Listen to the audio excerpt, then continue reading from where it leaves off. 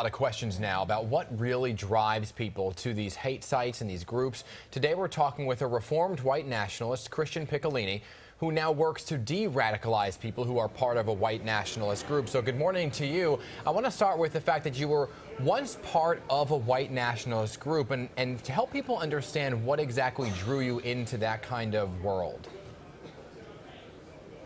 I was recruited into America's first neo-Nazi skinhead group in 1987 when I was 14 years old. But prior to that, I was raised by a normal family with a lot of love. There wasn't any racism in my home. What drove me and so many other people that I work with to the extremist ideologies is kind of a sense of lost identity, community, and purpose. But for me, it was abandonment. My parents are Italian immigrants who came to the U.S. in the mid-60s and had to work 7 days a week, 14 hours a day. And I often wondered what I had done to push them away. So I went searching for that family and that identity and purpose elsewhere, and somebody found me on the fringes. So how did you come out of that and change your way of thinking, and how long did that take? Well, I spent 8 years from the time I was 14 until I was 23 as part of that movement, and I can tell you I had doubts all along the way, even when I became a leader within that movement. But it was the compassion of the people I least deserved it from at a time when I least deserved it that was a very powerful, transformative event for me. It replaced the demonization that was in my head with humanization, and it allowed me to see the world in a different way. You know, we're hearing a lot of terms of white nationalism versus white supremacy. You were a white nationalist and part of a group there. What does that term actually mean? Can you help people understand what the definition is? Sure, and actually what I would say is I was a white supremacist 30 years ago. The term white nationalist is a marketing term that was made to seem, to make the ideology seem more palatable. Terms like the alt-right are things that they put out into the world to try and mainstream and take the edge off of the ideology.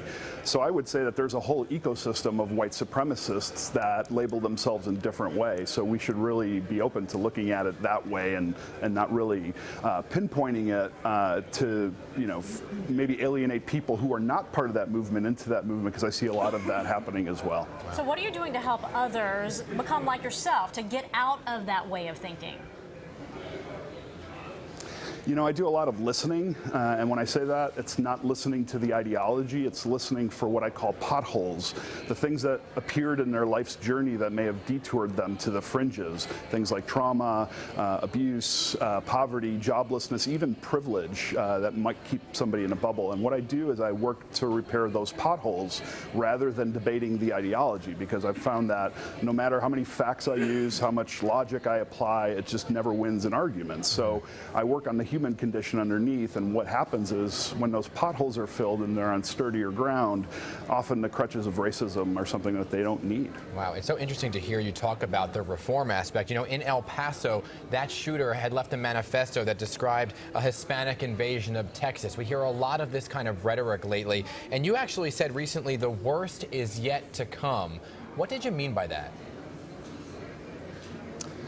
Well, I think that the environment today and the rhetoric that's going around is really promoting a lot of this violence that we're seeing. I used to use the same words like invasion and calling people animals to dehumanize them 30 years ago, and the intent was to convince people to commit acts of violence. So when these types of words are coming from the very top, it lands on people and gives them permission. At least they seem to think it gives them permission to go out and commit acts of violence. So are you saying the president perpetuates this type of thinking and actions? Well, I think the language that's being used irresponsibly is perpetuating this, because people are starting to feel as if there's momentum for this type of violence if they're in that movement, and we'll see more of it. Christian, I really appreciate you coming on and sharing your perspective. It really brings a lot of insight into this and helps people understand it, so we really thank you.